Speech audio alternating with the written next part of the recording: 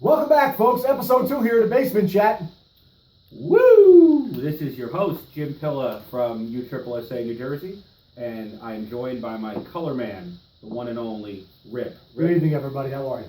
Welcome back to Basement Chat. It's going to be another good episode. We have a lot to cover tonight. We have some events to recap, and we have an incredible event tomorrow being held at Mercer County Park as well as in Reddington. It's been a strong season so far. Rip, wouldn't you agree? Absolutely. So far today, we've had a couple of good tourneys so far. We've also had a good Basement Chat. Our last episode of Basement Chat had over 8,000 views on Facebook. We encourage all of you to share Basement Chat. We want to get the word out as much as possible. We're going to be doing this throughout the season. And again, the point of us doing this tonight will be getting the word out for the guillotine event tomorrow in Mercer County Park. Now, our first event since the Basement Chat was held the last time was our Super Duel NIT, which was April 2nd in Mercer.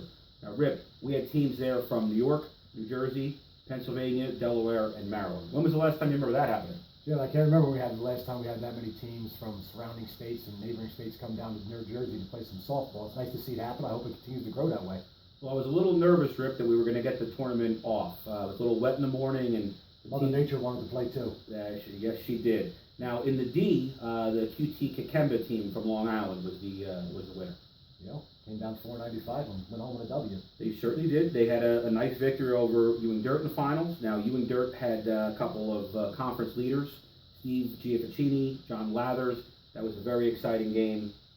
Your thoughts on the D? From what I understand, yes, it absolutely was. Ewing Dirt, as I told you earlier in the preview we did, the last Basement Chat, I expect a lot out of them. Good opening week, for that tournament for them. Okay. I expect to see bigger things from them in the future. And the E final came down to two teams that were not surprising to me.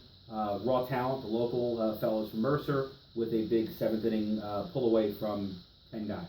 Like I said, Jim, in the past chat, again, I hate to reiterate it, but I told you Raw Talent is a team that comes out every week to play, and 10 guys, when they show up, you got yourself full of a hand. Absolutely. Well, as far as Raw Talent, some of their leaders, Rob Verhoda, both Chris and Steve Giambrone up in the average section of the conference, as well as Ben Keola, who was named MVP. Now, for 10 guys, gentleman who was the standout was somebody who wore the same jersey as you last year at AMG, which was Mr. Mike Bush. Yeah, Michael Bush is a good little ball player, starting apparently coming to his own a little bit and getting some more routines in. Looking to make himself a better player, I say. Absolutely. Now, speaking of jerseys, Rick, just to touch for a second, we are planning our military event this year. I can see you have a very nice jersey here, the Unspoken Heroes. Yeah, this jersey was given to me by a friend who is a military guy, Jose Spanish Perez, and with a guy who has people in his family in the military. Jim, the military is near and dear to me. I'm excited too. I hope everybody got a chance to notice on the USSSA NJ page on Facebook that Joe Hafner is now our USSSA military director in the state of New Jersey. That's correct. And the military event will be held June 18th at the Joint Base out in McGuire. We encourage anybody from any state who is involved with the military program. All of those teams are encouraged to sign up. There are also a few individuals, like you said, that might be eligible to play in the military. I did mention Jose Perez, another guy that I know is a military guy, Magnus Polero. Yes, we've got a couple of our military in the program, so USSSA, New Jersey, Kirk, and myself, we are extremely excited to have Joe Hafner on board. June 18th will be the military tournament. Now, speaking of Joe, that takes us into my next, which is the Spring Open States, which took place this weekend. Now, Joe was the most valuable player. AMG, above all D, he was their pitcher. Now, this is a team, Rip, that you were very impressed with when we did the D conference preview. Yes, I absolutely was. The thing I'm more impressed with them now is, Jim, they went out short-handed. Didn't have some of their key veterans. I didn't see Mickey Martini there, or Timmy Rue. They went out and won, undefeated. And when you add those guys to the mix, you have to think they're going to become even a more formidable opponent. That's correct. So besides Joe, some of the all-tournament players, David Dickerson, Michael Shemley, John McKinnon, this is a team that is, again, kind of coming back to USSSA.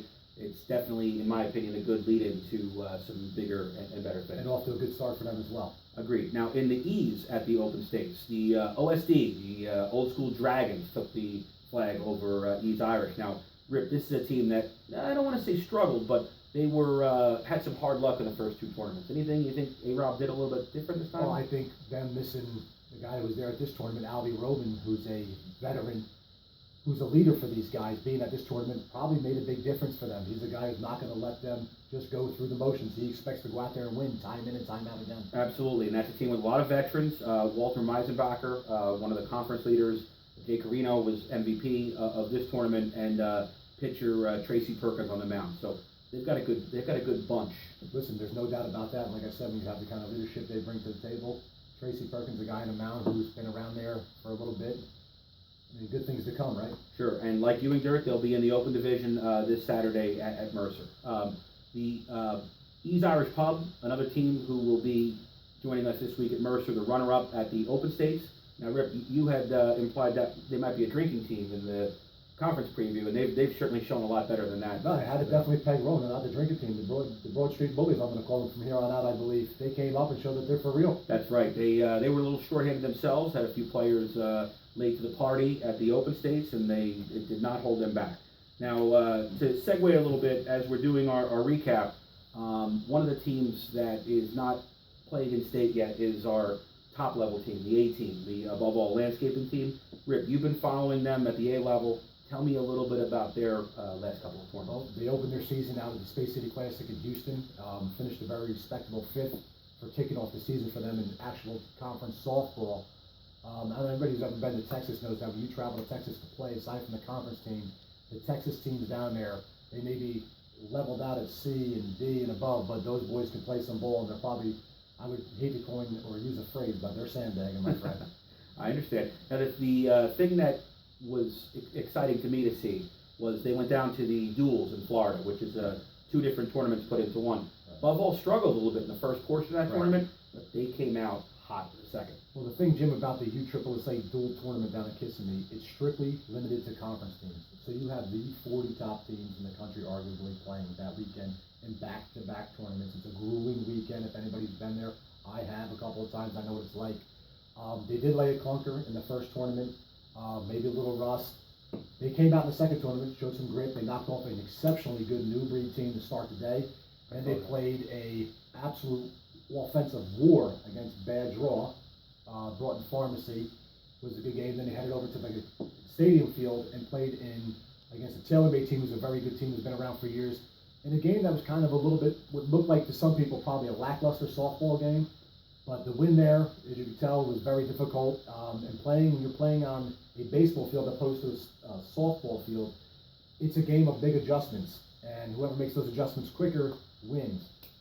With that said, they lost that game. They had a little break. They came back and rebounded nice, and they wound up beating a team that knocked them out of the tournament the day before in extra innings, Buffalo Wings out of Kentucky, before being subdued to a very talented Extreme Lighting team out of Minnesota. Gotcha. And there's no easy, like you said, there's no easy games in a tournament like that. There's one thing about conference events that are limited to just conference teams. It's literally being at a world tournament every weekend against the best there is to offer. Well, we in New Jersey are very proud to have Above All representing us on that stage. Big props to Joe Benanti and his staff, Doc and Jerry Vitale putting it all together. Hey, listen, I have to give big props to the guys too, because I know they fought through some guys being injured and hurt and stuff like that, and they didn't quit, which is excellent to see. And that speaks volumes to the coaching staff and the players. Now, where does Above All go next? I believe they head out to Columbus, which will be another, like I said, an all-conference event, and it's going to be another test, and I expect them to do well there too. That's a beautiful complex, turf fields, but the talent level there, like the duel, is going to be top-notch. Okay, well, and for those of you at home, the conference events typically are streamed. You can go on to USSSAlive.com and watch many of the games at that conference level. Now, Rip, one of the things that I'm very excited about is our guillotine tournament being held tomorrow in Mercer. Yes. And taking a look at this field of teams, this should be one of the first quality tournaments of the year. I agree. I think this will be the best tournament to date right now, currently in New Jersey. Okay. We have 9 teams in the Open. I'm going to run those down for our viewing audience really quickly in no particular order. We've got the Assassins, Deluxe Bakery, AMG Above All D, Just a Cut, Diamond Nation, Ewing Dirt, South Jersey Extreme, TSB, and of course TNT. Yep. Now, Rip, you've seen the bracket. Is there a game that in the first round that maybe jumps out at you? I'm interested to see the Ewing Dirt assassin game, Jim, from the standpoint that it's probably been a month or so since the assassin has come out. Ewing Dirt has played recently. I think that's going to be a favorable matchup for both teams. That they get out there and knock the rust off, and finally having some nice weather to play some softball as opposed to playing in the 40s and 50s out here. That's right. It will be the first nice week of the year. Now, the game that I'm circling that I'd like to maybe get a look at will be the AMG South Jersey Extreme game in the first round. I think those are two teams that have a lot of firepower, and I think that game could very much go either way. Yeah, listen, two very talented B teams, absolutely. And this is a double elimination tournament, the Open. So, Rick, you've played in a lot of these tournaments. What's the most important thing in the double elim? You don't want to get in the loser bracket early. It makes it for a very long day, a very difficult day, and you have to have enough horses on the bench, aside from the starters, to go ahead and get through that tournament if you wind up in a loser bracket early. That's true. You can't come with 10 people. It's not going to work You out. won't be there long. Now, predictions on the Final Four. What do you got in the winners bracket Final Four? I'm going to take Deluxe. I'm going to go with Ewing Dirt. Ooh. I'm going to pick my very own TNT. And I'm going to go with the boys from AMG above all. Okay, it's going to be, that could go a lot of different ways there. Now, you mentioned Deluxe. With two C teams in this tournament, both Deluxe and TNT, both teams have found some success in the early going. TNT with victories both in Virginia Beach as well as Delaware. Deluxe Bakery, their first time out with a win at the Icebreaker. Yes. Is this a good test for the D teams? It's always, listen, Jim, to me, in my opinion, whenever you have an opportunity to play up against higher level teams, it's always a good test to see exactly where you stand and where you're at early in the year. Moving forward, you have a better idea of what you need to do to compete. Absolutely, and the highest finishing D team has a paid state berth and a trophy and all of the accolades that go along with it. So, Never hurts. Your final analysis on the Open, Rick? Listen, I look forward to it. I'm interested to get out there and bang it around the yard and, see everybody and play some quality ball. Well, I'm looking forward to seeing you swing the bat a little bit with TNT and the boys. I appreciate it, my Okay. friend. Now, that moves us along to the E tournament. Rip, if you want to give some of the teams out there. In the E tournament portion, we have Titan Trucking, coached by my man G Money. That's right. We got the Backyard Boys, Wrap It Up, coached by Smitty. We're going to go with Red Eye out of Delaware is making the trip up for us. That's right. Again, A-Rob's Old School Dragons, see what Okay. happens there, and my favorite, Raw Talent. yeah, those are the first six. Now We also got Dream Warren, High Haters, the Broad Street Bullies, That's He's right. Irish He's Pub. Irish, the Broad Street Bullies. The guys who you never want to see in the tournament when they show up because they're always coming to play, 10 guys, and apparently Terrell Suggs is sponsoring the team, Bowl So Hard out of New York. That's right. So those are our teams in the E. We've got 11 quality teams in the E.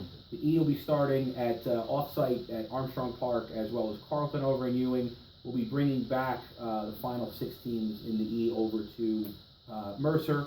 We are expecting that anybody out of those 11 could be in the Final Four. Now, There's no doubt about that, but Jim, let me interrupt you a minute. Last basement chat, I asked you for an e-prediction on the conference winner. You said, I'll table it for right now. Well, guess what? It's right now, buddy. I'm going to go out on a limb. I actually think He's Irish Pub is going to be right there. I think they'll be, if not in the finals, they'll be very close to it. We do have a couple of teams in the E that are playing up to the D conference, Rip, Right. later in the year. So Raw Talent has to be in the mix. I think the High Haters could surprise if they have another tournament like the Frosty Bowl. So there are a lot of good teams out there. You can't sell Wrap It Up short. Red Eye from Delaware is very good. So yes, the E conference will be competitive. That could go a lot of different ways. Now, we also have our ladies event this weekend. We don't want to leave the ladies out. Ladies will be playing up in Reddington. We've got 6 excellent teams. Our women's program, one of the strongest in the region. I'm going to give you the list of the teams. Connecticut Storm, Dirty Habit from Long Island, Jersey Revolution, Diamond Elite, Long Island Hurricanes, and the locals, Toxic. Rip, any predictions on the ladies tournament? All quality teams. I know the Long Island Hurricanes always come loaded for bear and are an excellent team. Toxic, if they put it together, can be a team that you don't want to face in this tournament.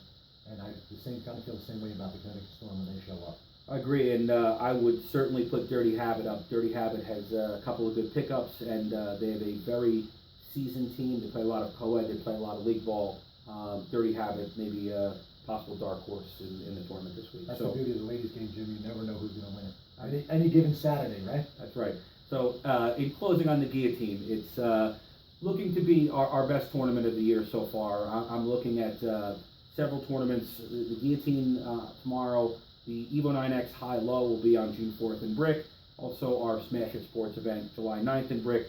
I think those should be three of the bigger tournaments that the out-of-state teams kind of may want to circle. I think those are the ones that people should definitely put on their softball agenda and play.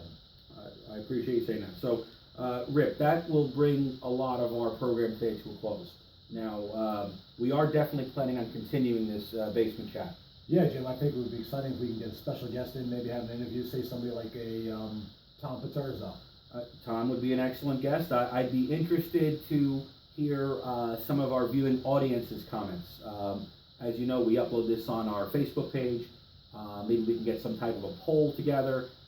Some of the people, I'd like to see Billy Hausman make a guest appearance. Billy from the Assassins, possibly one of the South Jersey folks, either Billy Sampolsky from Deluxe or Luke from South Jersey Extreme. If we can get one of those guys up here. Yeah, absolutely. And I wouldn't mind also if we can probably get some of the coaching staff from Above All over here for us. Love to have They can kind of give everybody a synopsis to what they face every weekend at conference tournaments as coaches, to give guys a little insight, a little more to how challenging it is game in and game out at that level. There you go. So that will be our topic for the next basement chat. Who will be the special guest, shall we say? So Ripper, first of all, thank you very much. We another successful edition of Basement Chat. And before we go, before we do our next edition of Basement Chat, Roman Reigns will be defending the title of the next pay-per-view.